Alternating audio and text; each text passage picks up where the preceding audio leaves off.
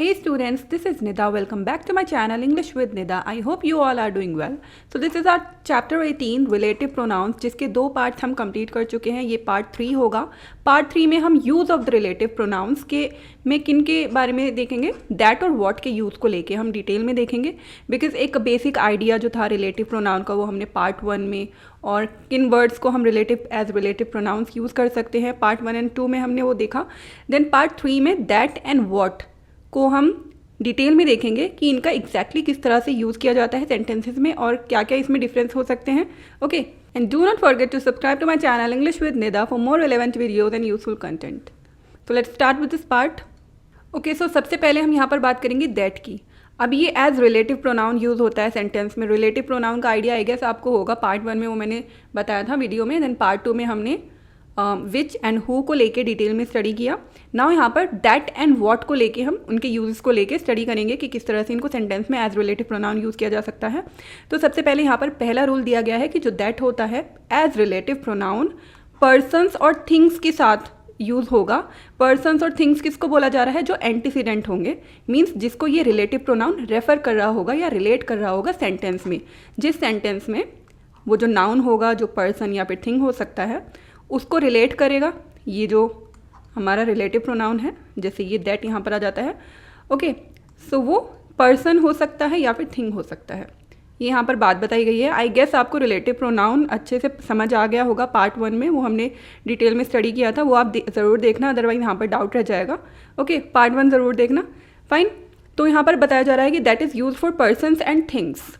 Persons के साथ means जो ह्यूमन बींग्स होते हैं, पर्सन लाइक बॉय हो गया, और यहाँ पर ही दिया हुआ है, मैन, इनके साथ, और थिंग्स के साथ लाइक हाउस. ये सब एंटीसीडेंट है इन रिलेटिव प्रोनाउन के. एंटीसीडेंट किनको बोलेंगे ये भी हमने पार्ट 1 में कवर किया था. फाइन, तो वो देखना ज़रूर.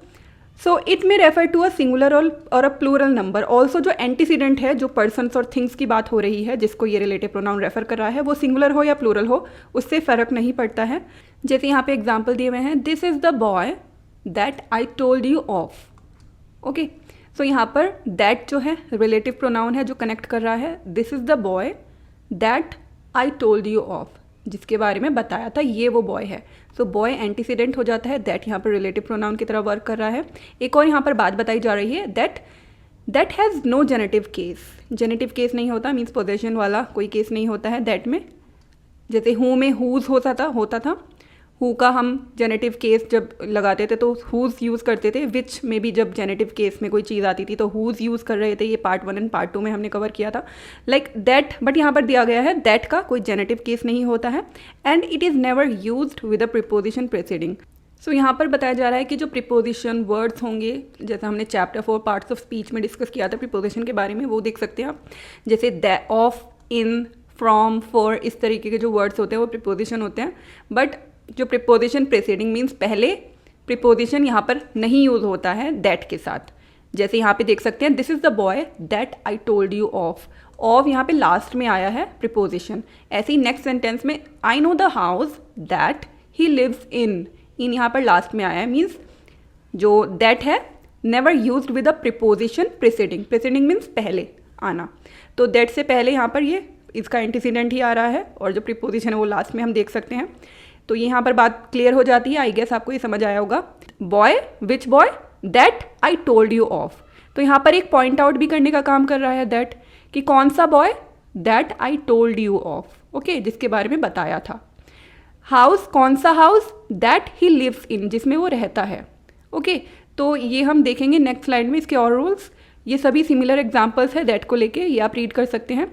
I have lost the watch, which watch, that you gave me. Okay, जो तुमने मुझे दी थी वो खो गई है. ओके, इसी तरह से ये सिमिलर एग्जाम्पल्स हैं, ये आप देख सकते हैं. क्लियरली पर्सन्स और थिंग्स के साथ हम यूज़ कर सकते हैं दैट को. कोई जेनेटिव केस नहीं होता है. एक्यूजेटिव या फिर हम नॉमिनेटिव केस में इसको यूज़ कर रहे हैं, और प्रीपोजिशन का एक केस जो है वो हमने देख लिया यहाँ पर. फाइन, आई गेस आपको ये क्लियर होगा. कुछ और एग्जाम्पल्स देख लेते हैं. The crowd that gathered cheered him to do the echo. The crowd जो कि गैदर हुई, the crowd that gathered. Okay, all that I said, all के साथ आ गया. ऑल्सो यहाँ पे इंटेरोगेशन वाले सेंटेंस में भी यूज़ हो रहा है ये रिलेटिव प्रोनाउन दैट. जैसे who that has met him can escape his influence. सो ये देख सकते हैं क्वेश्चन वाले में भी यूज़ हो रहा है, साथ में all that I said, all इस तरीके के वर्ड्स के साथ भी। Also he was the most eloquent speaker that I ever heard, most eloquent speaker. Okay, तो ये हम रूल्स यहाँ पे देखेंगे नेक्स्ट में। So it will be noticed that the relative pronoun that is used only in defining clauses, जो मैंने बताया कि डिफाइन कर रहा है which boy that I told you of, which house that he lives in, means एक तरह से डिफाइन करके बता रहा है। जो रिलेटिव प्रोनाउन दैट है वो जिस क्लॉज को इंट्रोड्यूस कर रहा है वो डिफाइनिंग क्लॉज है, जैसे हमने पार्ट 2 में डिस्कस किया था ना, डिफाइनिंग और कंटिन्यूटिव में डिफरेंस को लेके, वो आप देख सकते हैं। That is clauses that restrict, limit और define the antecedent. Clearly antecedent को डिफाइन करना, कि पॉइंट आउट करना, कि रेस्ट्रिक्ट करना, उसकी लिमिट बताना या फिर डिफाइन करना एग्जैक्टली किसकी बात हो रही है। फाइन, सो ये हमारी फर्स्ट स्लाइड हो जाती है। नेक्स्ट चलते हैं। नेक्स्ट यहाँ पे बात बताई जा रही है दैट को लेके कि ये किसके प्लेस पर यूज़ हो जाता है सेंटेंस में। जैसे हुज जो था विच के केस में ऑफ विच के प्लेस पर यूज़ हो रहा था पोजेशन में, ऐसे ही दैट को लेके बताया गया है ये किसके प्लेस पर हो जाता है, on which. Okay, means I remember the day, यहाँ पर हम दैट के प्लेस पे लगा सकते थे, वो remember, I remember the day on which he came. Okay, जब वो आया था वो डे रिमेंबर मुझे याद है। ओके, सो यहाँ पर दैट यूज़ हो रहा है किसके प्लेस पर, ऑन विच के प्लेस पर आ सकता है। तो यहाँ पर बोल रहे हैं that may be used as an adverbial accusative, on which के प्लेस पर, in which, at which. Okay, और ऑफ विच की जब बात थी तो उसके प्लेस पे हम यूज़ कर रहे थे हुज। ओके, जैसे हमने लास्ट 2 पार्ट्स में देखा।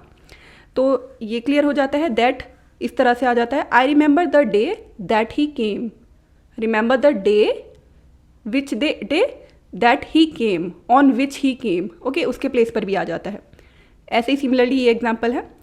सो नेक्स्ट पॉइंट देखते हैं, यहाँ पर ये आ जाता है as the relative pronoun that has a restrictive force. जैसे लास्ट स्लाइड में देखा कि ये डिफाइनिंग क्लॉज को इंट्रोड्यूस कर रहा था, लिमिट कर रहा था एंटीसीडेंट को, तो एक रेस्ट्रिक्टिव फोर्स होता है दैट में। So it sometimes become unsuitable as the substitute for who और विच। ओके, तो यहाँ पर ये बोल रहे हैं कि हु और विच के प्लेस पर ये यूज़ नहीं कर सकते हैं, वो अनसूटेबल होता है बिकॉज हु और विच में कोई रेस्ट्रिक्टिव वाली चीज़ नहीं थी, लेकिन दैट में थी रेस्ट्रिक्टिव, जैसे एग्जाम्पल से हमें समझाया गया है। मीन्स हम ये नहीं बोल सकते हैं कि my father that is a school master, क्योंकि दैट जो है एक डिफाइन करता है कि कोई सेवरल चीज़ें हैं, सेवरल वो नाउन या फिर एंटीसीडेंट। फॉर एग्जांपल फादर तो एक ही होंगे, माय फादर, तो father that is a school master, ये रॉन्ग शो हो रहा है, इसका रॉन्ग सेंस निकल के आ रहा है, क्योंकि सेवरल फादर्स में से जो कि स्कूल मास्टर है इज़ 50 ईयर्स ओल्ड।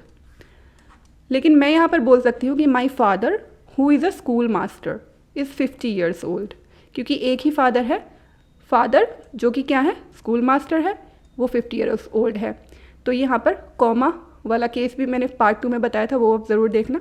तो ये क्लियर हो जाती है कि क्योंकि रिलेटिव प्रोनाउन दैट जो है वो रेस्ट्रिक्ट करता है एंटीसीडेंट को, उसको लिमिट प्रोवाइड करता है। सो अनसूटेबल होता है अगर हम हु और विच को यूज़ के प्लेस पर ये यूज़ करते हैं। जहाँ पर हु और विच आना है वहाँ हु और विच ही आएगा। फॉर एग्जाम्पल माई फादर के साथ हु, क्योंकि फादर एक ही हो सकते हैं, लेकिन सिस्टर जो है उनके साथ पॉसिबल है दैट का आना, बिकॉज सिस्टर अगर मोर देन वन सिस्टर है तो हम बोल सकते हैं कि my sister. Okay, my sister, कौन सी sister, that has been adopted by my uncle, जो मेरे अंकल ने अडॉप्ट करी हुई है वो सिस्टर। तो यहाँ पर दैट आ सकता है, is ill. Fine, I guess ये क्लियर होगा आपको यहाँ से। सो अभी हमने ये देखा कि हु और विच जहाँ यूज़ होगा वहाँ पर हम दैट यूज़ नहीं कर सकते हैं, लेकिन दैट कहाँ पर यूज़ करेंगे फिर, इन प्रेफरेंस टू हु और विच। हु और विच ना यूज़ करके हम दैट कब यूज़ करेंगे वो बताया गया है। First, second, third, fourth, 4 point है। आफ्टर एडजेक्टिव्स इन सुपरलेटिव डिग्री, हम दैट कब यूज़ कर सकते हैं, अगर सेंटेंस में सुपरलेटिव डिग्री में एडजेक्टिव्स होंगे। एडजेक्टिव्स में हमने अभी डिग्री वाला एक वीडियो था वो डिस्कस किया था, स्टडी किया था, वो आप देख सकते हैं इसको अच्छे से अंडरस्टैंड करने के लिए। तो सुपरलेटिव जैसे एग्जाम्पल में दिया हुआ है, ही वॉज द मोस्ट यहाँ पर आ जाता है सुपरलेटिव डिग्री में, मोस्ट इलोक्वेंट स्पीकर। तो क्योंकि यहाँ पर सुपरलेटिव डिग्री में आ जाती है चीज़, तो यहाँ पर दैट यूज़ हो सकता है। जैसे यहाँ पर ही was the most eloquent speaker that I ever heard. Okay. Second, the wisest, superlative degree, the wisest man, that. Okay, so superlative degrees के साथ दैट यूज़ हो सकता है एज रिलेटिव प्रोनाउन सेंटेंस में। ये क्लियर हो जाता है, आई गेस पॉइंट आपको यहाँ से क्लियर होगा। Okay, this is the best that we can do. Okay fine, यहाँ पर हमने विच यूज़ नहीं किया है और ना ही हु यूज़ किया है पर्सन में, और ना ही विच किसी थिंग को लेकर। हमने यहाँ पर दैट को प्रेफरेंस दी है, ठीक है। कहाँ पर? जहाँ पर सुपरलेटिव डिग्री की बात आ जाती है एडजेक्टिव में, उस सेंटेंस में। जैसे ये हमारा मैन से पहले वाइजेस्ट आ गया, बेस्ट आ गया यहाँ पर। सेकेंड पॉइंट देखते हैं, after the words, in words, जहाँ पर ये वर्ड्स आ जाते हैं like all, some, same, any, none, nothing, only, ये जो वर्ड्स आ जाते हैं जब सेंटेंस में, for example this, all is not gold that glitters. Okay, he is the same man, man, same man that he has been. So ये ध्यान देने वाली बात है कि जहाँ पर सेंटेंस में ये वर्ड्स आ रहे होंगे, सो इन वर्ड्स के बाद भी हम दैट को प्रेफरेंस देंगे, ओके, रादर देन हु और विच। जैसे ये एग्जाम्पल्स हैं, it is only donkeys that bray, only donkeys. It was not for nothing that he studied philosophy. Okay, man is the only animal that can talk. Fine. Then third देखते हैं, interrogative pronouns like who, what, जहाँ पर interrogation हो रहा होगा और who और what as interrogative pronoun use हो रहे हैं। जैसे लास्ट स्लाइड में भी देखा, साथ में यहाँ पर भी who that saw her, who यहाँ पर किसी पर्सन को रिलेट कर रहे हैं किसी, क्योंकि एज प्रोनाउन ये यूज़ हो रहा है नाउन के प्लेस पर। who कोई पर्सन है, that saw her did not pity her। तो अगर यहाँ पर इंटेरोगेशन आ रहा है, who और what as interrogative pronoun use हो रहे हैं, तभी भी हम that को प्रेफरेंस देते हैं। जैसे यहाँ पर एग्जाम्पल्स में, who am I that I should object, what is it that troubles you so much, fine, what is there that I do not know, that आ गया यहाँ पे इंटेरोगेटिव प्रोनाउंस में। फाइन, ये क्लियर है। तो भी फोर्थ पॉइंट देखते हैं, आफ्टर टू एंटीसीडेंट्स, अगर दो एंटीसीडेंट्स आ जाते हैं जिनको रेफर कर रहा होगा रिलेटिव प्रोनाउन दैट, जैसे यहाँ पर टू एंटीसीडेंट मीन्स एक तो यहाँ पर बॉय हो गया और एक डॉग हो गया। तो पहला तो डिनोट कर रहा है पर्सन को और दूसरा डिनोट कर रहा है एनिमल को, या फिर थिंग को भी कर सकता है। तो वहाँ पर भी हम दैट यूज़ कर रहे हैं, ये बोल रहे हैं जहाँ पर दो एंटीसीडेंट होंगे, कोई एक पर्सन को कर रहा होगा और दूसरा एनिमल को डिनोट कर रहा होगा या फिर थिंग को, वहाँ पर भी हम दैट यूज़ कर लेते हैं like this, the boy and his dog that had ट्रेसपास्ड on the club premises were turned out. Fine, I hope यहाँ पर आपको जो आइडिया है रिलेटिव प्रोनाउन दैट को यूज़ करने का वो क्लियर होगा। ये चारों इंपॉर्टेंट पॉइंट्स हैं और काफ़ी इंटरेस्टिंग भी थे, तो आई गेस आपको ये क्लियर होगा। नेक्स्ट देखते हैं। तो अभी तक हमारा दैट का क्लियर हो जाता है, दैट के यूजेस को लेके, उसके रूल्स। अभी यहाँ पर आते हैं व्हाट के यूज़ को लेके। सो पहली चीज़ तो यही है कि ये किसको रेफ़र करेगा, थिंग्स ओनली, सिर्फ थिंग्स को, किसी पर्सन को लेकर यहाँ पर बात नहीं करी जा रही है। दूसरी चीज़ कि इसमें एंटीसीडेंट एक्सप्रेस्ड नहीं होता है, एंटीसीडेंट जिस भी नाउन को वो रेफ़र कर रहा होगा व्हाट, वो वहाँ पर एक्सप्रेस नहीं होगा। साथ में ये किसके इक्विवेलेंट होता है, मीन्स व्हाट किसको सब्सटीट्यूट करके यूज़ होता है सेंटेंस में एज रिलेटिव प्रोनाउन की तरह से। So it is equivalent to that which. Okay, मतलब हमें ये आइडिया शो हो रहा होगा सेंटेंस में जब हम देखेंगे एग्जाम्पल में, व्हाट के प्लेस पर दैट विच या फिर समथिंग विच। ओके, जैसे ऑफ विच, एट विच, ये सब थे, ऐसे ही व्हाट किसके इक्विवेलेंट यहाँ पर दिखाया गया है, दैट विच। अभी यहाँ से समझ के देखते हैं, आई से वॉट आई मीन। अब यहाँ पर बोल दिया I say what I mean. Fine, अभी वॉट के प्लेस पर ये भी लगा सकते थे, I say that which I mean. Okay, तो ये यहाँ पर बताया गया है। और ऑल्सो यहाँ पर एंटीसीडेंट नहीं है एक्सप्रेस्ड, जैसे आप देख सकते हैं, आई से वॉट यू से, तो वो एक्सप्रेस्ड ही नहीं है, वो antecedent. I say what I mean, ये क्लियर है। अभी यहाँ पर एक और बात कही गई है, यहाँ पर it will be noticed that what is used in the nominative and accusative singular only. So finally ये भी बताया गया है कि नॉमिनेटिव और एक्यूजेटिव ऑल्सो सिंगुलर वे में ही यूज़ होगा, प्लूरल में नहीं होगा, और जेनेटिव केस की भी बात यहाँ पर नहीं है। तो ये क्लियरली व्हाट के रूल्स हैं। सो ये सभी हमारे क्लियरली एग्जाम्पल्स हो जाते हैं, इसको लेके ये आप रीड कर सकते हैं। काफ़ी इंपॉर्टेंट और इंटरेस्टिंग एग्जाम्पल्स यहाँ पे दिए हुए हैं। He found what he was looking for, what I have written। Okay, so I guess आपको what का आइडिया भी क्लियर होगा कि ये एज रिलेटिव प्रोनाउन कैसे यूज़ होता है। इसके लिए आप पार्ट 1 ज़रूर देखना, तभी आपको ये अच्छे से अंडरस्टैंड होगा। So I end up here today. Thank you so much for being here. Thank you so much for your time. Please do like this video if you like this video and subscribe to my channel and press the bell icon. Thank you so much. Bye bye.